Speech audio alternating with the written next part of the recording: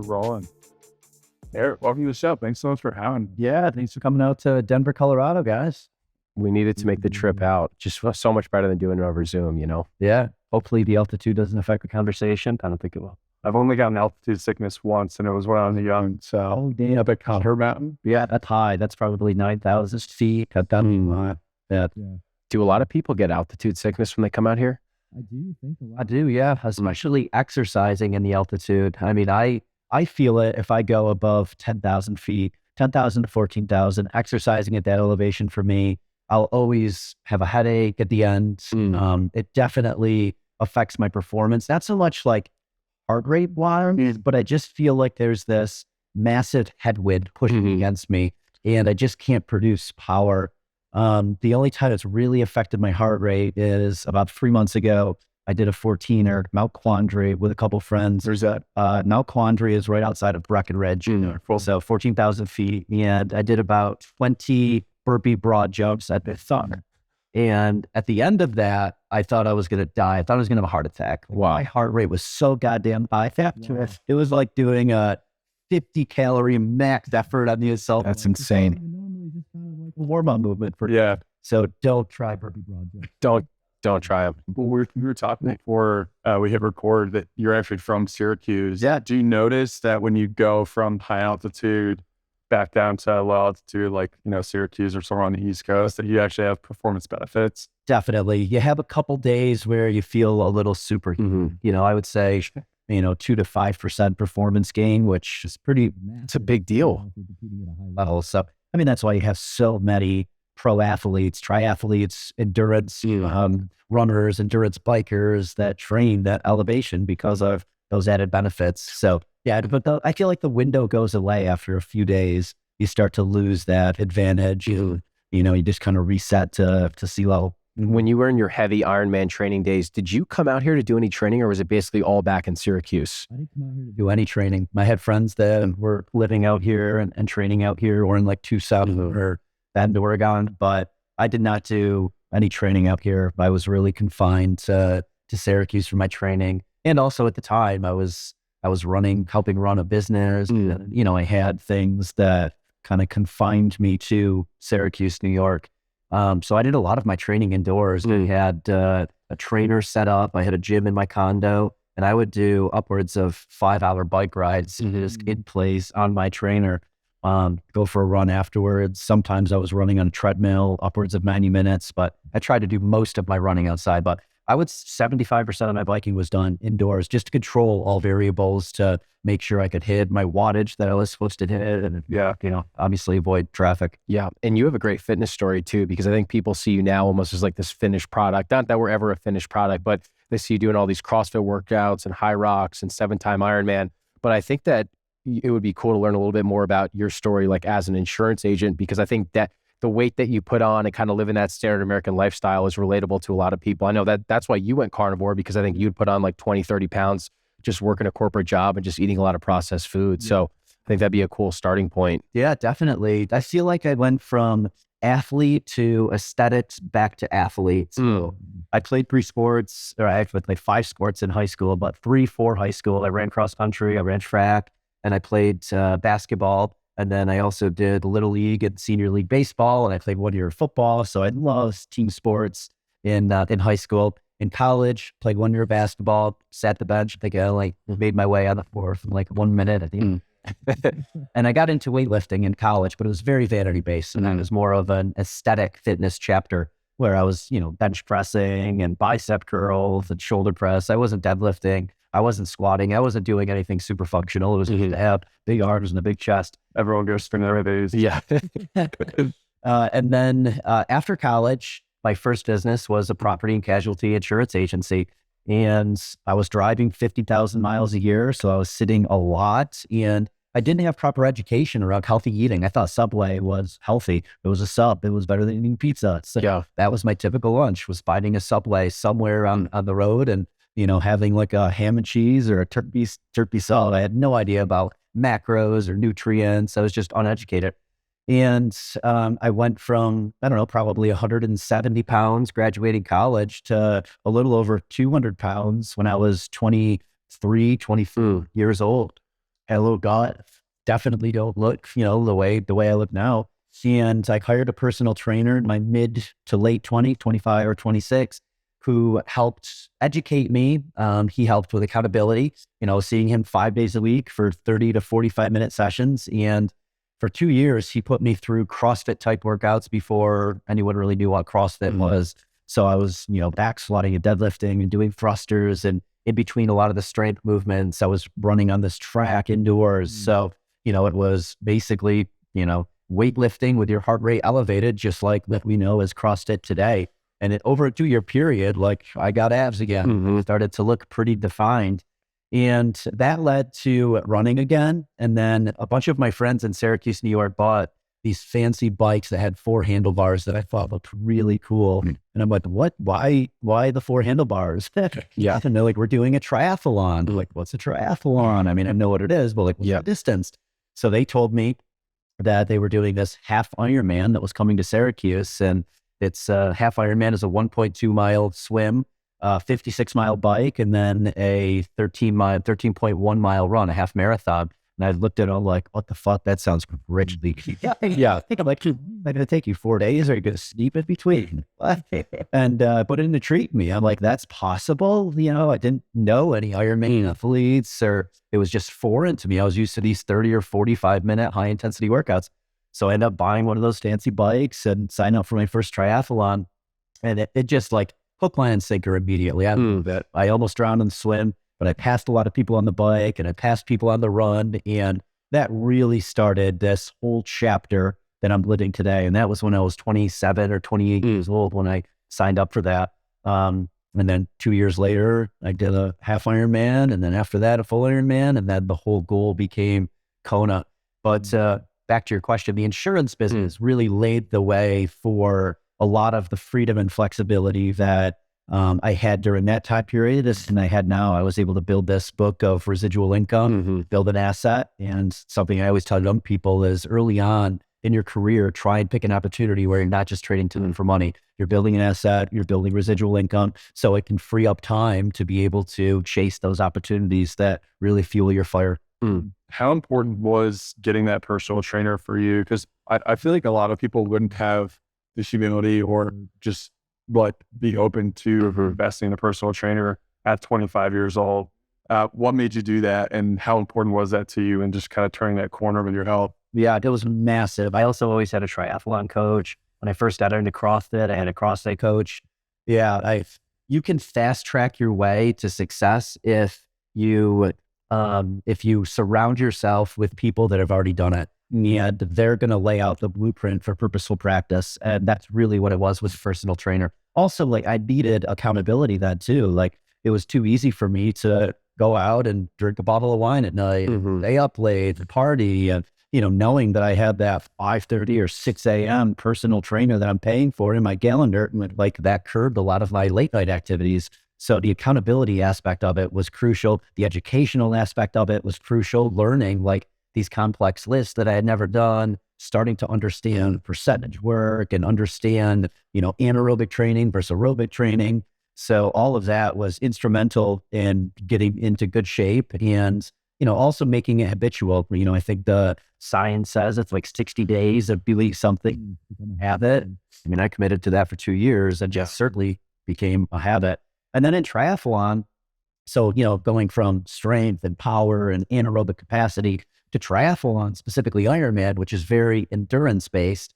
And I would sign up for these Wednesday night triathlons in Jamesville, New York. And after, maybe a year and a half, 2 years in the sport, like, I'm winning these Wednesday night triathlons all the time. And, from doing the CrossFit workouts and now a lot of the cardio, like, I'm ripped. And then I would sign up for like a local Olympic distance triathlon. And this guy, Mike Corona, would beat me in every one in half Ironmans. And he didn't look nearly as fit as I was looking at that time. I'm like, how the hell is this dude feeding? Yeah. So I ended up hiring him as my coach. And, I owe a lot to him in getting me to Kona because, he really taught me how to train purposefully for endurance sports. He taught me it's called the Maffetone method of zone 2 heart rate training. I was doing everything in this gray zone. I was just hammering it all the time. And by hammering it all the time, like, sure, you're going to burn calories and you're going to be fit, but not endurance fit. Endurance fit is all about volume and durability and building this massive aerobic engine.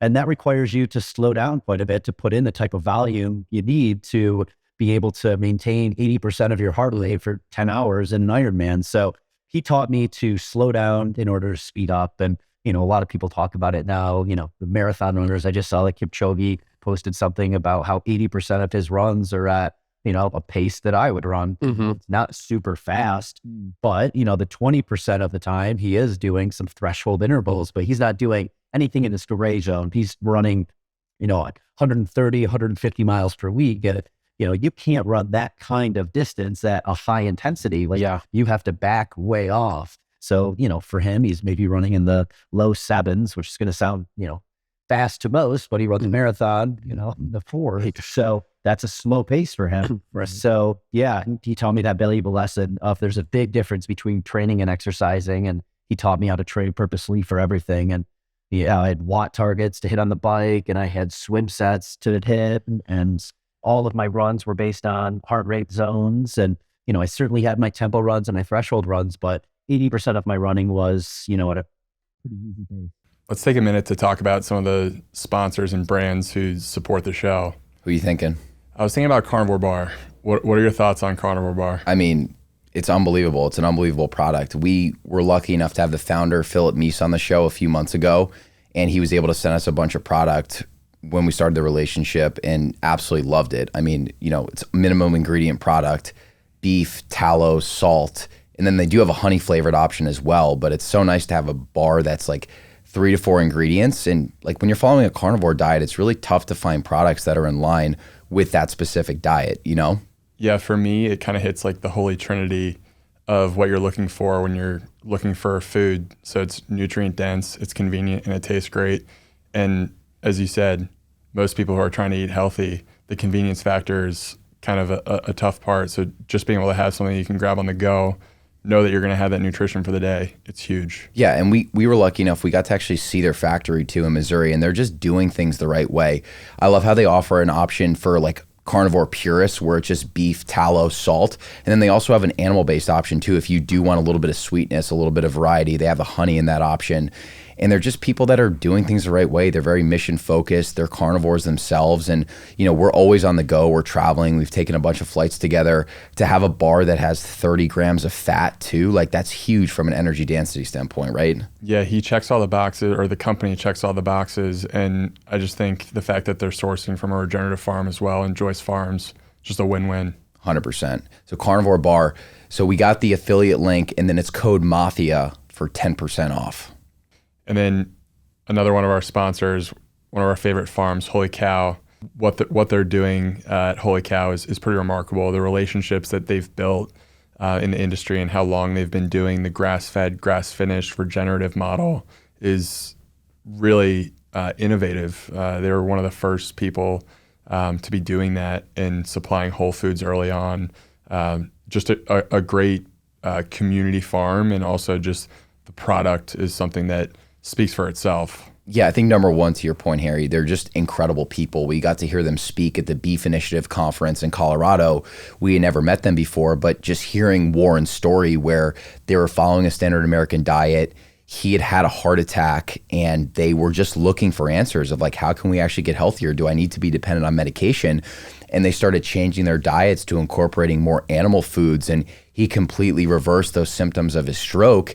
And now they're just doing things the right way. They're grass finishing their beef. They're incorporating incredible practices. They have great relationships with the animals, and they're very passionate about just like connecting directly with the customer and also educating their customer on grass finished beef. Yeah, and I think the best part is too, they're shipping nationally and trying to reach a bigger audience. So being able to not only supply beef nationally, but also educate people on the quality of good, clean, whole foods is just, it's an incredible mission. How much do you love their beef bacon, by the way? I know that's your go-to. Dude, it's one of the best things I've ever tasted. It's that good. No, honest to God, it's so good. Holy cow. Yeah. One of the other farms that supports us is Perennial Pastures, another regenerative farm out of San Diego. Our experience with Kevin Munoz, the owner, we had him on the show, a young first-generation rancher who's really empowered by this movement of regenerative agriculture and really wants to be a leader in the space.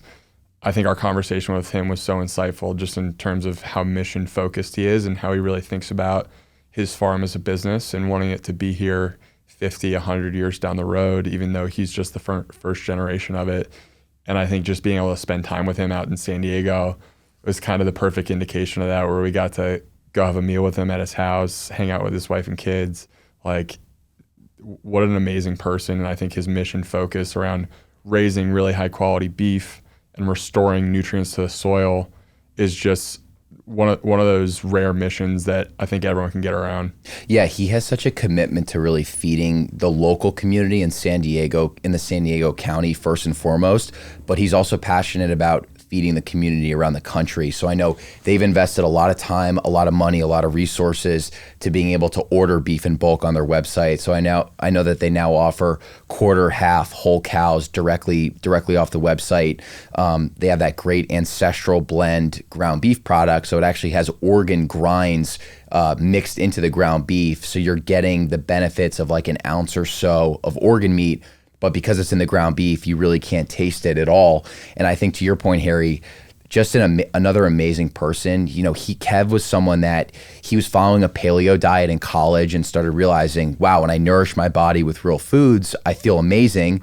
Had a really successful stint in tech, but realized that there was just something else that he was passionate about. So he's one of those rare cases where, you know, he put his money where his mouth is, and he's a first generation farmer, just, you know, bootstrapping this thing, raising money, and just so passionate about feeding the community. Just an amazing guy. Yeah, absolutely. What are your thoughts on organ supplements, and what do you think about the company that supports our podcast, Optimal Carnivore? It's such a good question, man. I think organ meat is something that's gained a ton of notoriety the last few years, and for good reason.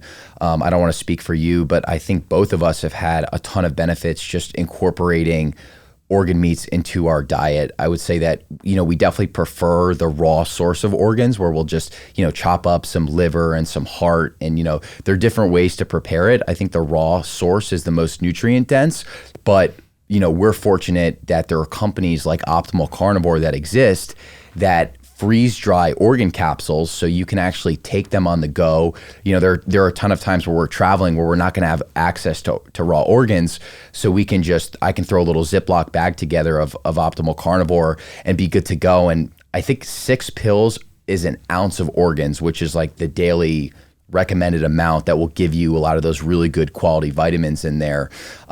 So that's kind of how I think we've been using it. Did I miss anything there? No, I think the fact that it just makes organs accessible to people. And I think that organs are generally just a food group that are underutilized when it comes to eating nose to tail. And the nature's vitamin is a perfect name for these organ foods. And I think a lot of people are pretty, you know, in the mainstream object to eating organ meats, but when you put it in a pill form that doesn't taste bad, it's convenient, you can put it in your backpack, it makes things a lot easier. And I also think that just generally these brands Optimal Carnivore is focused on making people healthier, which is just such a strong mission. And, you know, I think liver capsules is a great way to get people thinking about their health differently. 100%. There's probably someone that's listening to this right now, and you're interested in organ meats, but the taste might make you a bit squeamish. You feel strange about eating raw foods. Maybe you cook liver and you don't like it. Maybe it has a metallic taste. I think that's also where the organ capsules play such a great role, is that you're still getting that nutrient density, but you're getting it in a very convenient capsule-like format, and it just takes away any of that squeamishness that you might have to the taste. It's, you know, it's just a great product. And also Richard, who runs Optimal Carnivore, you know, he's started listening to the show really early on, and he's built his own organ supply chain and is just doing things the right way and really trying to support the right people in the space. So just proud to be associated with them, honestly. Yeah, absolutely. Thanks for listening. Now we're going to go back to the show. Yeah. One of the cool things that the three of us have in common is we also signed up for 70.3 as the first triathlon that we ever did. Mm-hmm. And it's cool just hearing your whole story and like having those beginner gains and getting that dopamine hit. And I think it's such a powerful lesson to like learn to be a beginner again, especially when you graduate college. It's like a lot of people just go off into the working world and they just go on that path and they don't really push themselves or pick something new. That's one of the best parts about triathlon is it's such a nuanced sport. There's just so many things to learn about and get better at. And it sounds like you had that experience. Yeah, 100%. And I met so many great friends during that time period, just like-minded people. Ironman athletes typically are, business owners, entrepreneurs, brand builders. They're just like hard-charging people that are seeking high performance in all aspects of their life. So I really enjoyed that aspect of the sport as well. And I still continue to enjoy that in the CrossFit world and, now kind of the sauna and cold plunge culture. What were the Kona days like for you? Is it just super dialed in and focused every single day? Super dialed in. Yeah, during that time period, 2010 to 2014, I was a partner in a software company. I had opened up a gym in 2013. So I was getting up at 5 a.m. on my bike at my condo at 5:30, done by 7, shower in the office by 7:45. I was walking everywhere just to get more time on my feet. I would walk upwards of 8 miles a day. And then at lunch break, I would typically either hit a run or a swim. And then in the evening, I would either hit a run or a CrossFit session. So it was 3 workouts a day. I was, in bed by 8 o'clock to wake up again early the next day. So yeah, it was very, very structured. I wasn't traveling much. If I did travel, I had to find a YMCA to stay near. I would find a biking studio where I could ride on a trainer. So I would find a place close to running paths. Everything was about getting to Kona. It was super dialed in. Now training is much more lifestyle based of like really enjoying it day in and day out. But yeah, during that time period, it had to be super structured and also had to sacrifice a lot. We were talking before we hit record that you've been getting into high rock a little bit. Yes. Seems like a pretty kind of alternative to the endurance sports like Ironman, because it adds in some like more functional CrossFit elements, but it also does have that like endurance component. Like you're going to be going for like 30 to over an hour. So it does seem like it's kind of like that happy medium where you're not emptying the tank on the endurance rides, like where you would go out on like a Saturday and hit a 6-hour ride, but you can still really push yourself. Yeah, I love High Rocks. So for those familiar, High Rocks is a total of 8K in running broken into 1,000 meter runs. And then after each 1,000 meter run, you do a workout station. Workout stations are 1,000 meter ski, a heavy sled push, a heavy sled pull, 1,000 meter row, burpee broad jumps, a heavy sandbag lunge, heavy farmer's carry, and then you end with 100 wall balls. And yeah, the fastest guys in the break an hour now in doing that. So you're running 5 miles and then hitting all these workout stations. And I like it because like I feel like I get a lot of bang for my buck when I do it, but I'm not completely smashed afterwards. Like half Ironman, full Ironman, marathon, even a half marathon to some degree, you're pretty smashed afterwards. This, I can work out the next day. I take a day off before the event, but I don't have to have this massive taking leap like I have to do with Ironman or marathon training. And it allows me to train exactly the way I want to and still do well at the sport. So I love CrossFit. I do CrossFit 5 days a week in the mornings. And then I like mixing up my aerobic training, mountain biking, fat tire biking, rucking, running, hiking. So it allows me to do that and still do pretty well at High Rocks without, training specifically for the sport. Yeah. It seems like those Kona years from like 2010 to 2014 is something that you're really proud of and look back on fondly, being so dialed in. But it seems like you also love the balance and the lifestyle that you have now too, right? Yeah, I'm so glad that I wrote that chapter and, I've posted social media posts about this, that I think you'll learn so much more than you can run, bike, and swim that's fathomable distance by doing Ironman. It's going to teach you how to set, mini goals to reach this master goal. It's going to teach you how to backtrack your way into success in anything. It's going to teach you purposeful practice. It's going to teach you that you're really capable of anything. If you set your mind to it and just, practice that 10,000 hour rule, that'll teach you how to, put kind of tunnel vision on to reach something. So yeah, I think it's an incredible thing for people to sign up for. Any endurance obstacle, I like to call the Leadville, 100-mile rate, 50K, like any of these things are incredible. But, from a longevity standpoint, I don't know that it's the best. Like I'm glad that I spent 4 or 5 years doing it. But I'm also glad that, I did not get completely addicted to it and just revolved my whole life around it, because there was a lot of sacrifice during that time period.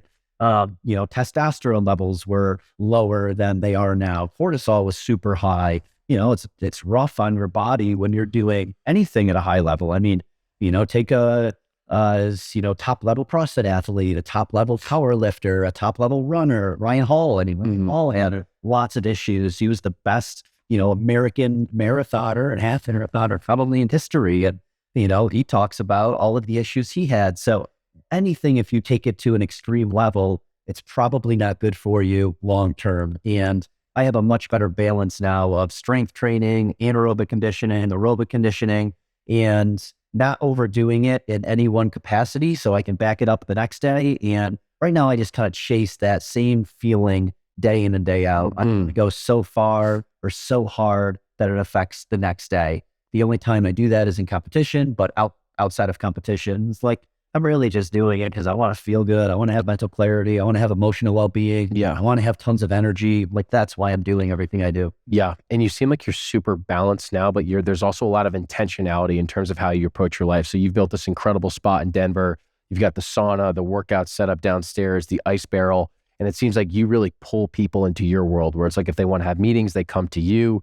You really like structure your day around the things that you're really passionate about. Is that fair to say? Yeah, definitely. Huge proponent of designing your environments and can thrive. And, and it took me a long time to get to a place where I understood what made me thrive. In my 20s, I thought it was partying and drinking alcohol, buying fancy watches and fancy bottles of wine. And, I realized that was just kind of this superficial happiness of basically looking good in, the public perception where, the stuff I do now is soul fulfilling for me. Like, I just feel like the best version of myself. I feel like my cup is so full that I can impact others and give back. So yeah, I mean, our house is designed around health and wellness protocols, having the yard turf and having an outdoor gym and having the sauna and plunges and red light therapy and percussion guns and Pemp's mad. I mean, we had it all. Yeah. And I also love allowing others to feel the same way I felt from those practices. So that's so much of this place is entertaining. I love the quote, people remember you most based on how you make them feel. And that's why when someone asks to, let's meet up for lunch or coffee, I'm like, come over and sauna. Like, I want to make you feel a certain way. I want to have a conversation in a super captive environment where we're focused on each other. We're providing a ton of value. We have a ton of mental clarity because the heat is boosting our endorphins. So yeah, that's why this place is designed as it is. So I thrive, but also so that we can allow others to experience that same feeling that I've experienced through all of these health and wellness protocols. Is there anything that you've added or removed from your physical environment that's moved the needle more than other things? Cold exposure, sauna are probably two of the most impactful things that I've added over the last 5 years. I got into sauna back in 2011, 2012, specifically training for Kona. I was just using it for heat adaptation for the hot conditions in Kona. And then I realized, like, after I was in an infrared sauna, like my endorphins were racing. It was a similar feeling to post-workout. And then when I started doing the contrast therapy of the cold plunge, the hot tub is where I started with it at this place called Denver Sports Recovery. It was just that magnified. And then, I had friends who had barrel saunas. They got up to 200 plus degrees, an ice bath. That was even more magnified. It's kind of like fitness. You do a sprint triathlon and then you do an Ironman, and then the sprint triathlon doesn't quite give you the same that the Ironman gave you. Yeah. We get addicted to the Ironman. But I like the balance of all of it because, I used to overdo it with exercise because I was just trying to replicate that high every day. And that could be dangerous because you can really smash yourself by doing that. And, finding that same sensation and feeling from the sauna and cold has allowed me to, back up a little bit on the exercise, but implement something that gives me that same feeling. It also helps me recover so I can exercise again the next day. So, I rarely feel super smashed. Yeah. One of the things that I've heard you say is that when you were first going to Denver Sports Recovery, you were surprised at just how good the conversations were and like the friendships you guys were forming out there. And there were people that were starting businesses and you were giving them advice. And I think one of the things that we're always amazed by is just like what the sauna really brings out in you. Like, I would have to imagine you've probably had some of the best conversations or business deals of your life in the sauna, right? 100%. Yeah. So early on, the progression was using a sauna for physical purposes to train for heat acclimation. And then it was, oh, wow, I feel really good. This is similar to a post-workout healing. My endorphins are racing. And also, I feel loose and mobile afterwards. So still physical, starting to touch on the mental aspects of it. And then doing the contrast therapy, it was very much like the mental component to it, the stress resilience component to it, the even temperament, the energy from it. And then doing it at Denver Sports Recovery, where there were other people doing it with me, I'm like, damn, like there's a massive community component to this. Yeah, they really just build on each other. It's this incredible flow state that you get from the heat producing this endorphin rush, the conversations that you're having, the presence with others that you have in the sauna. It just produces this ridiculous high afterwards. So yeah, it's evolved for me over time. And I would say now probably what I take away the most from my sauna and cold plunge sessions is the conversations that I have with people, the high I get from those conversations that I'm having with others. And also people messaging me the day after. I've cost a lot of people a lot of money where they're like, hey, bought a Sisu something. Yeah. Yeah. Out there without a car. Yeah. We'd be amazed how many people the day after they come and do this, they're like, bought one. Like, Yeah. Love it, man. But yeah, I mean, for us, we have a routine here, 4 p.m. to 6 p.m. We definitely have 6 to 8 people every single night passing through here doing it with me. So I rarely do it alone anymore. I'm doing it because I want to have the conversations with like-minded people in the sauna. That's when I invite new people to come. If someone messages me on Instagram, they're in Denver, passing through Denver, they want to come over, come sauna, 4 to 6, come join the mix. You're going to meet some great people. We're going to have some awesome conversations. You're 100% going to walk away with them. Yeah. It seems like you've almost welcomed this mentor role into your life where people are coming to you for whether it's business advice, health advice. Is that something you think about now in this new chapter of your life as you kind of start more businesses, looking to building some brands? Like, is that mentorship thing important to you? Yeah, definitely. I mean, I get so much satisfaction in impacting others, allowing others to feel what I've felt from, the various practices that I've implemented in my life. So yeah, I mean, as easy as like the daily people coming over to sauna to hosting in-person retreats and co-hosting retreats. Like, I love social media. I think it's an amazing place to get inspired, to connect with people, to form, relationships. But, ultimately the deep bonds are formed in person. The tremendous value comes from in-person relationships. So I don't really think of myself as, a mentor chapter. I just think of myself as sharing things that have benefited me so much with others, hoping that, they can put some of those protocols into their life to have the same benefits that I've had. And also I love connecting people. I find so much value in, others, meeting others that are going to share value back and forth. So I love that aspect. And that's a lot of the saunas, people, there's always like a mix of new people in there where people haven't met each other yet, but in the sauna, you just form these deep bonds so quick with people. So I love seeing that happen.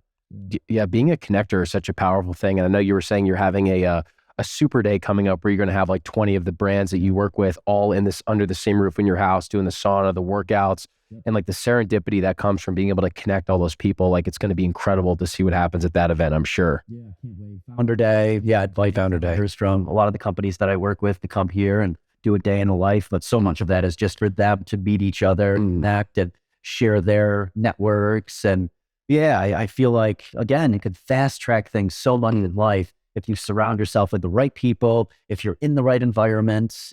Sarah and I were just in LA last week and I was training at Gold's Gym and I met 5 new, entrepreneurs and companies just because I was at Gold's Gym, a place that, that attracts, those types of people. Absolutely. Yeah. So much of success in life is going to be based on who you surround yourself with, the conversations that you're having with people, and the environment that you put yourself in. Yeah, it really is remarkable, the number of brands and incredible companies that you work with. And I would just love to hear the story of like, how did you start working with a bunch of these brands? Was it Oakley, the first brand that you worked with back in the triathlon days, or? Yeah, there were some other brands pre-Oakley. I had a bike sponsor in the Ironman days, Diamond Bikes. There were probably some other smaller Young Butter, it was a nut butter company that was working with me really early on, mainly just like trading product in exchange for promotion. And I had 8,000 followers then, had like kind of massive reach, but it was definitely niche within the Ironman world. And then Oakley in 2016, they invited me to spectate the Ironman World Championships. I wasn't competing anymore, and to product test their new radar-based sunglasses that they were coming out with. And I think I had maybe 12,000 followers then. That was really like my aha moment. I was, holy, like big companies are going to start leveraging people with audiences to promote their products. So that's when I started to think of my Instagram audience as, a customer demographic that I could provide value to, and I could create a brand around, and I could, share value with them, but also, amplify a company's awareness through my audience. And it's really evolved over the years. And, my Instagram profile reads brand builder. And so much of what I'm doing now is, really amplifying awareness for companies by seeding product for them, and, having these founder days, introducing people, introducing the brands I work with to other people that would be a good fit for their ambassador program, introducing them to distribution channels, introducing them to investors, hopping in on brainstorming meetings. I host a ton of in-person events, which I absolutely love. Community cold plunges, community runs, sweat crawls, community workouts. So yeah, it was really like 2018, 19, where I started to find, how I could add my unique value to brands to really help move the needle and provide ROI. Having been a business owner and having invested in lots of businesses, like I know that, in order to get paid, you have to show that you're of value, and value is dictated by ROI, their investment. So yeah, I know that just a number next to my name is not going to provide the same kind of ROI that all of the connections I can make will, all of the community events I can make will, might be sharing my network with people. That's the real why for the brands I work with. What do you look for in brands that you're, kind of investing in or partnering with now? Like, what are the specific characteristics that you think kind of align with what you're doing? Yeah. I mean, all of the brands I invest in, I want to make sure I have a really good relationship with the founder, friends with the founder. I want it to be like a friendship first. So having that relationship is super key. Does it weave in well with my lifestyle? I don't want this to feel like work. So 10,000, Flux, Kane, a lot of these brands I work with, they weave in really well with my day-to-day. It's what I'm wearing. It's what I'm using. So all the nutrition products. So, is it something I'm going to use on a regular basis? I like working with smaller companies. I think that's a value add for them because, I'm able to move the needle for them, whereas I'm not really going to move the needle for a brand like Nike, a big, big brand. So I like working with smaller brands so I can provide ROI for them, and I can leverage my unique skills and my network to help them, build their brand. And then also from the audience standpoint, I like sharing the latest and greatest with my audience. I think the audience looks to me for the cool up and coming brands. I don't want to feel like a billboard. I want to feel like I'm providing tremendous value for my audience and tremendous value for the brand. So yeah, those are the metrics. But the big one for me really is that relationship now. I've learned that I want to have a relationship with the founder to work with them and definitely to invest in them. I feel like the people component is huge in businesses. Like take it a company like Ice Barrel, Wyatt, the founder, great friend. And like, I love the community that he's building around cold exposure. I love the team that he's hired. So those things are super important to me, working with a brand and definitely investing in a brand. One of the cool things that you said that I was actually going to ask you your opinion on, I think you said not coming off like a billboard and being really genuine with the brands that you're working with. I was saying off camera that we're in this really interesting phase where there are a number of brands that we're starting to affiliate for and work with that we really believe in, but we're trying to go through that process now of like, how do we stay as genuine to our audience as possible, but also give these brands the right exposure? So I was just curious if you had any advice for us on that. Yeah, I mean, I think it's picking brands that weave in well with your lifestyle and that your audience is going to be really interested in.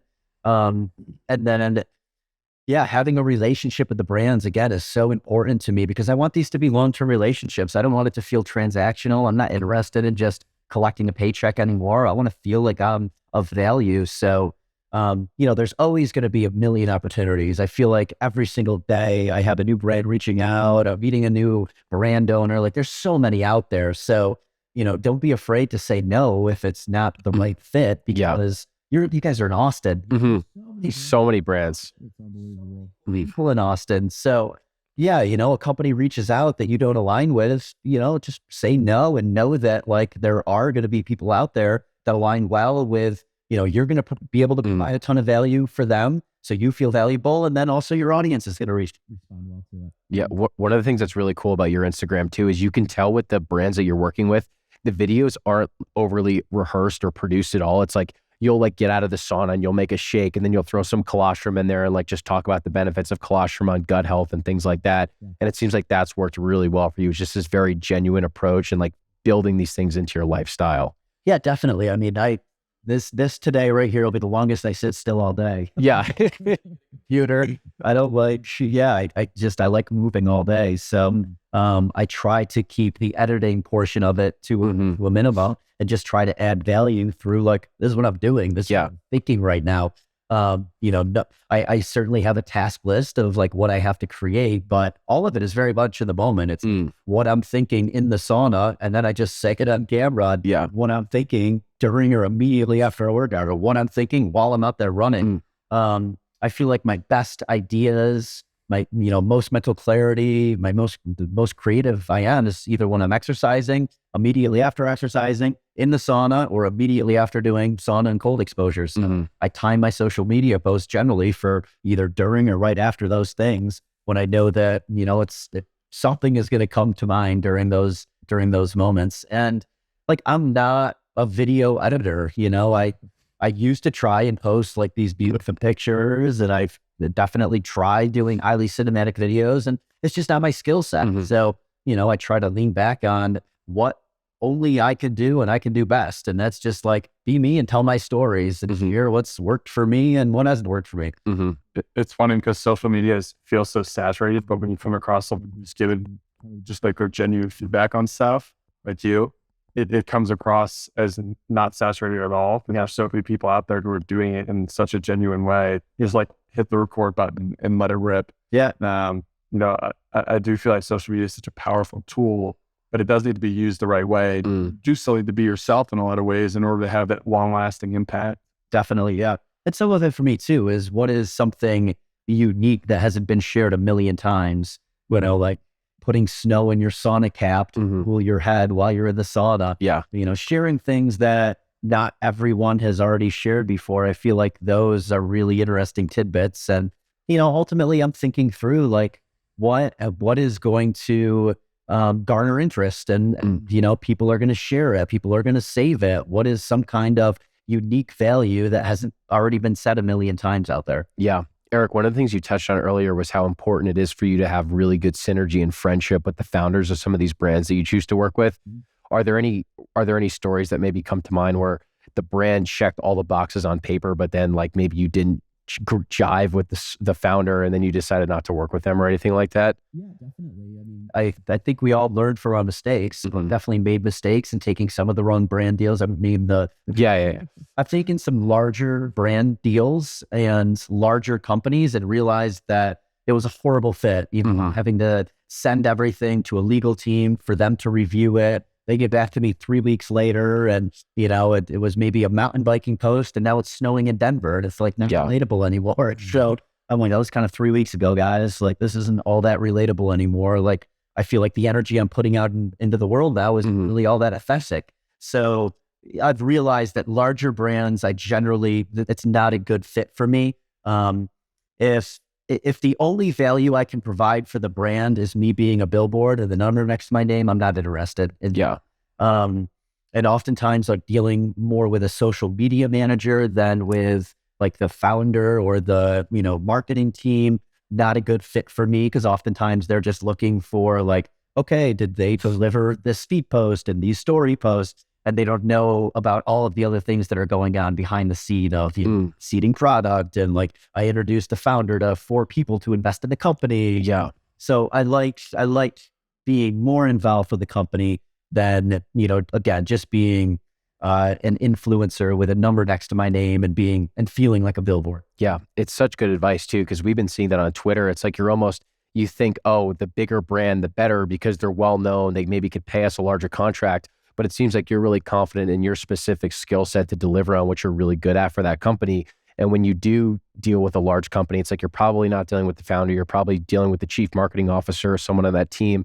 There's a lot more red tape. It's like you can't be as effective as you want to be. Yeah, exactly. And again, like so much of this for me is value. Like I want to provide value. It makes me feel good when I provide value. And I see a brand like, Ice Barrel, who I've worked with from day one, to see where they are now and to know that early on, I had a lot to do with them spreading their awareness. And they've since built an amazing team and an amazing community. Like that makes me feel good. Yeah. And I want to feel good. That's so much more important to me than the transactionary part of it. The insurance business gave me enough income to be able to live a comfortable lifestyle the way I want to live. So at this point, it's more about providing value than it is just like sticking my hand out and collecting a paycheck. Do you always think that you're going to be an entrepreneur?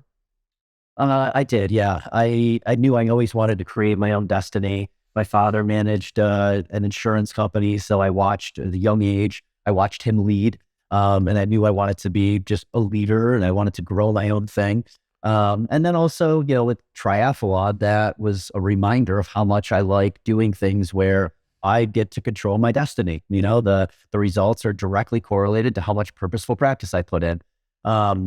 I very much, just kind of marched to my own drums. So I don't think I would be a good employee. I like doing my own thing. I like creating my own structure. I like creating my own freedom. And we talked about this when you guys first came, that about 6 hours of my day are blocked out for things I want to do. It's blocked out for 3 hours of exercise. It's blocked out for an hour and a half of sauna and cold with, community. And it's blocked off for like an hour and a half of having people over here to eat in the evening and smoke meat for them. So 6 hours are gone. Like I am not trading in that 6 hours for anything. And, so, that might leave me another 2 or 3 hours to like do computer work or, I'm very cognizant of making sure that whatever I say yes to isn't affecting those 6 hours of things that I know make me the best version of myself and create tremendous opportunities for me and also, help impact others.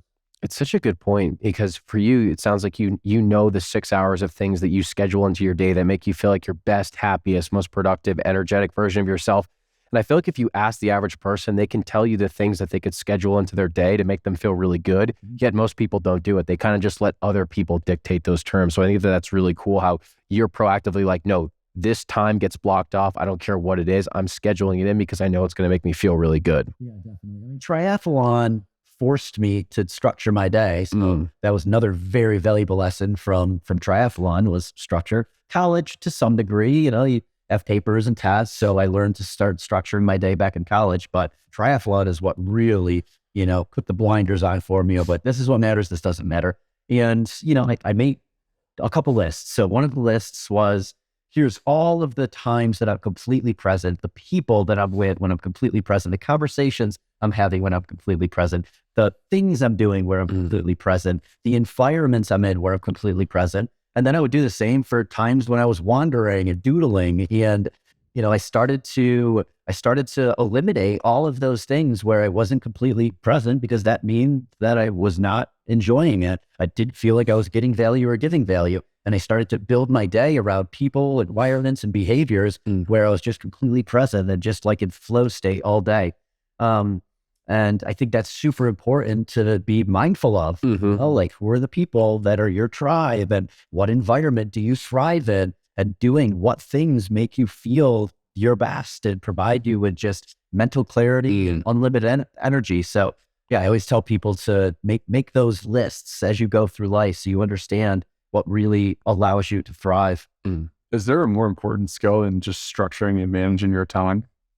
I think that probably it's going to get you so far ahead in life, just being mindful of that. And we're all different, we all have different things that provide us joy and make us feel like we're providing value and allow us to give value. So, each person's is going to be different. For me, movement is a huge component of that. Like I have to move every day. That is a non-negotiable thing I do. I'm traveling. I never book flights before 10 a.m. Like I always am getting some form of movement in because I know that is going to make me the best version of myself. And then, I have all the other tiny wins that I try to live into every single day, but movement is by far prioritized above everything else. And with movement, so we always see you hammering lifts, CrossFit style lifts. You mentioned the fat tire bikes. You love to mountain bike. Is there anything else that you like to regularly incorporate? Hiking? Yeah. Walking, yeah.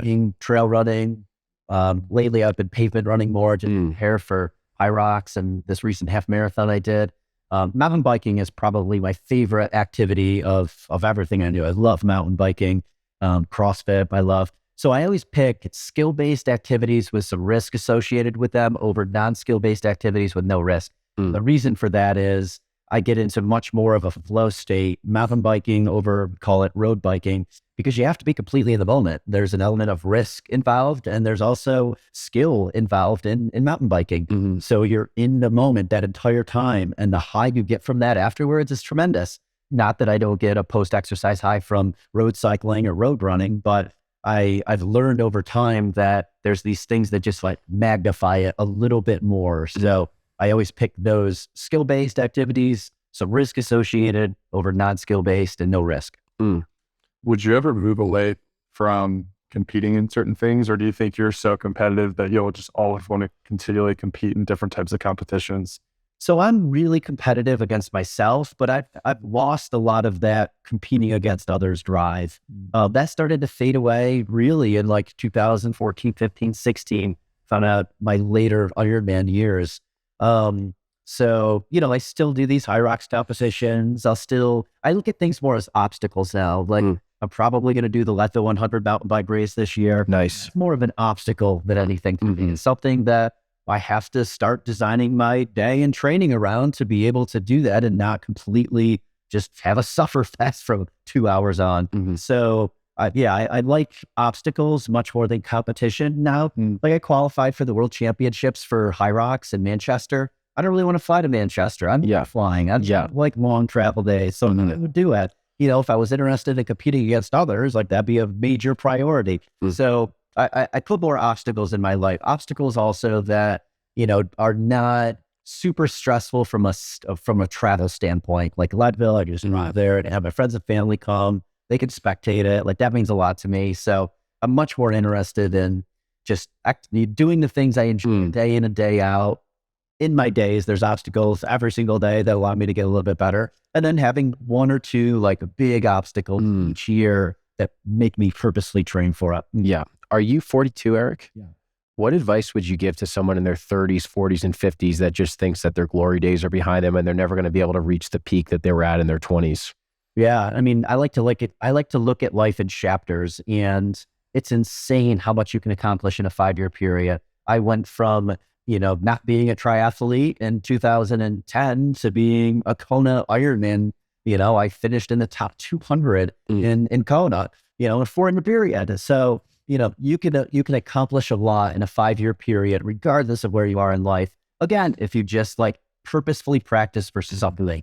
I feel like we have so many distractions in life now. There's so many things we can say yes to that oftentimes we fill our plate with too much instead of focusing on one thing and know that like life is going to be a lot of chapters. Focus on one thing for 3 to 5 years. And then if it no longer serves you, move on to something else. But you try and do that all within the same chapter, because you're just not going to get as far as you could if you focused on 1 or 2 things each 3 to 5 year chapter. Yeah. And it seems like your physical activity has been huge from a longevity perspective. And then we were talking a little bit offline about just diet, nutrition. It seems like you have a pretty simple but effective approach for nutrition, if you would want to touch on that too. Yeah, definitely. So also, I've been doing this now for 14 years, and I would pick something each year to tackle. I think that's super important too, like focus on diet one year, focus on purposeful exercise one year, focus on recovery one year, focus on sleep one year. Like if you try to do them all at once, it's probably going to be too much on your plate. You're going to scrap it because we all have decision-making fatigue, and you're gonna have decision-making fatigue if you try and put too much on your plate. So focus on one thing at a time, I think, is super important. And yeah, nutrition for me was something I focused on years ago. It's changed over time. In the triathlon years, it was a high-fat diet. It was more vegetable-based, low-carb, high-fat, protein. I wasn't eating any red meat during that time. I was mainly eating just chicken and fish. And I mean, it served me well from an endurance standpoint. I was trying to be lean, light, and super fast. I was 164 pounds, what is repeating it going up. I'm like 182, 184 now. And the last 4 years has been much more carb heavy, protein heavy. Getting a gram per pound of body weight is something I focus on. Protein with every meal, much more carbs now because I'm doing a lot more strength training, anaerobic conditioning. And, you just can't produce a high level of power output without having, your carbs in your system, to have glycogen, to be able to lift heavy weights and to be able to, do these highly anaerobic intervals. So I build my calories throughout the day. And I have even since the Ironman days. I usually have my smallest meals early and my biggest meal in the evening. I'm exercising 3 hours a day, so that works for me. I'm obviously burning a lot of calories throughout the day. So typically my first meal is after my first workout. I'll have coffee with my supplements, some collagen powder in the morning, pre-workout. I might bring a bar with me to the workout, CrossFit workout in the morning, depending on how long that workout is going to be and if I am hungry during it. First workout is generally at least 90 minutes, sometimes up to 2 hours. And then after that first workout, I'll either do a protein shake or I'll do eggs and like turkey sausage and maybe some overnight oats. And then I typically go off for my aerobic training session, which is mountain biking, running, rucking. That's generally 90 minutes as well. Might bring a bar with me just in case I get hungry. And then after that would be another smoothie, some more eggs. And then in the evening, that's when I'm doing generally 3 to 4 days of red meat, 3 days of either chicken or fish. And then for a carb in the evening, I either do rice, potatoes, super simple. I look forward to it every single day. I don't have a huge rotation of foods that I implement. And I just like eating on autopilot, maybe once or twice a week, we'll go out to dinner, but generally all of the meals are here. And, I know what is going to fuel my body and also fuel my mind. Like having a lot of mental clarity throughout the day. And I've noticed that if I eat too much throughout the day, that my mental clarity fades. So, think about having like a big steak dinner at night. You're just want to kind of lay on the couch afterwards. Definitely. Do any cognitive tasks. So I try to, reduce my calories throughout the day and have my largest meal at night when I don't need to be as on before I go to bed. What do you prioritize when it comes to recovery? Is like nutrition more important than sleep? Like, how do you balance all the different things that you can do from a recovery perspective? Yeah, it's all a snowball effect. I think sleep is the number one recovery tool of everything out there, but there's things that will set you up for your best night's sleep. Exercise, doing the sauna and cold exposure, getting morning lights, avoiding light late at night, sleeping in a really cool environment. I have Beam Dream before I go to bed each day as my sleep tonic. It's generally my last meal is about an hour and a half to 2 hours before going to bed. So a lot of these things set you up for deep sleep. So nutrition definitely plays into getting enough sleep. The sauna and cold plays into getting enough sleep. But I would say sleep is the number one recovery protocol. After that, nutrition is huge. For me, I respond really well to the sauna and cold exposure. If I do that day in and day out, I typically wake up the next morning and feel fresh to hit it all over again. So that for me, again, for the last 5 years, that's been the most impactful thing that I've incorporated into my daily routine. Do you have any? Go ahead. I was just going to say, it seems like everything just laid out was like relatively simple and it's like kind of like the fundamentals of health. But I feel like people are always looking for like a silver bullet. And they almost need to focus on like how to implement things as opposed to like what to actually do. Like people know what to do. Yeah. It's just like, how do you actually get it done and incorporate it into your life? Agreed. Yeah. That's why I block my time out. And, I have my training window from 8:30 to 10:30. I have my podcast cognitive window from 11 until 1. I have my outdoor getting sun, aerobic exercise from 2 to 3:30. Another cognitive bout to maybe 3:30 to 4. And then from 4 to 5:30, I have my sauna, cold exposure, community time. And then 6 to 7:30, I have my gather time, connecting with people, eating food. And then after that, I have kind of my learning wind down time for 45 minutes. I'll generally watch a podcast or something on YouTube and just kind of wind down for the night. So, that structure works so well for me. That way, like I know exactly how I'm going to feel day in and day out. I know exactly if I'm going to perform day in and day out. I know that how I've designed my life attracts good people into my life and attracts opportunities. So all, again, just this snowball effect. I know I'm going to sleep well. I know I'm going to wake up refreshed. I know that I exercise and have mental clarity. So literally rinse and repeat. And yeah, it's kind of step by step of like exercise to get mental clarity, to get the energy, to have a really good conversation, which is going to build on that flow state and presence. And then, go out, eat something healthy, and then go off and get the sun, then get my heart rate up again, flow state, presence, and then do something cognitive again, flow state, presence. So, Do you have any epic sauna stories that stick out of a day where you just really cranked it for like 4 or 5 hours in there or something like that? I've never set out to be like, to see if I can do 10 rounds, to see if I could sit in there for 4 hours. But because we have so many people passing through here, I've had several days where, it starts at 3 and at 7 o'clock, I'm like, damn, I'm up to do this 4 hours. Yeah. Just like exercise, there's a point where it reaches diminishing returns where it's like very taxing on the nervous system. And, I think, we've all probably experienced this sometimes when you're going from a super extreme temperature into a super extreme temperature, it's almost like a psychedelic experience. You kind of start seeing stars and your body is like tingling and so, I'll get that here and there if I'm, really cranking the sauna and then hopping in, 32 point something degree water. So that's always a unique experience when you feel that. But yeah, the only times I've ever done the extreme sauna sessions are just because there's, a lot of people over here trickling through, and I just got myself in conversation, and I look down and I'm so 4 hours of doing it. That's like, I'm kind of fatigued. Yeah, the sauna is one of those things where it's like you're not going to say no if someone's going to ask you if you want to hit a sauna, especially with the one that you have outside. So next thing you know, you're looking back, it's 4 hours down. You're like, wow, I've done like 8 rounds today. Typically, it's 90-minute sessions for me. Yeah. I'm at 4, I'm done at 5:30. I'm doing 3 rounds, 20 minutes in the sauna, 5 minutes in the ice room.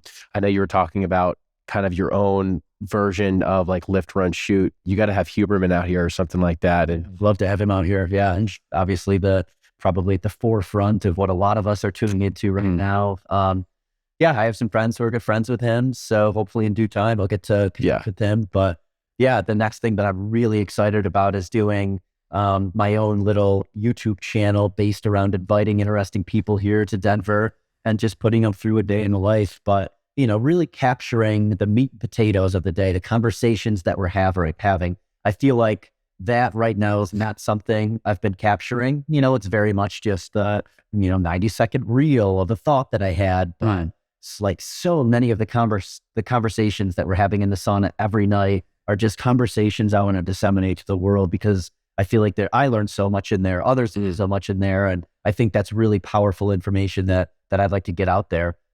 So I'm really excited to finish this thing, hopefully in the next month or so, and start inviting people out and just doing a day in the life and having really good conversations and bonding with interesting people. It's unreal. Do you have any source of inspiration for yourself, whether it's podcasts or people that you've just come across over the years that really stand out to you as people that you've learned a ton from? Yeah, I mean, it depends what chapter I'm writing. Like right now, because I'm looking to do this podcast channel, definitely been watching what you said, Kian Means' YouTube channel. I like Alex Hermosi from a business standpoint. He's awesome. I think his information that he puts out there is really, really interesting. I like the way he presents it. I like how thorough it is. Andrew Huberman, who you mentioned, I certainly tune into his podcasts, and basically any of his guests that he's having out or other people that I would tune into their podcasts. So those probably would be the biggest 3 that I'm tuning into right now to get inspiration and also to learn from. Yeah.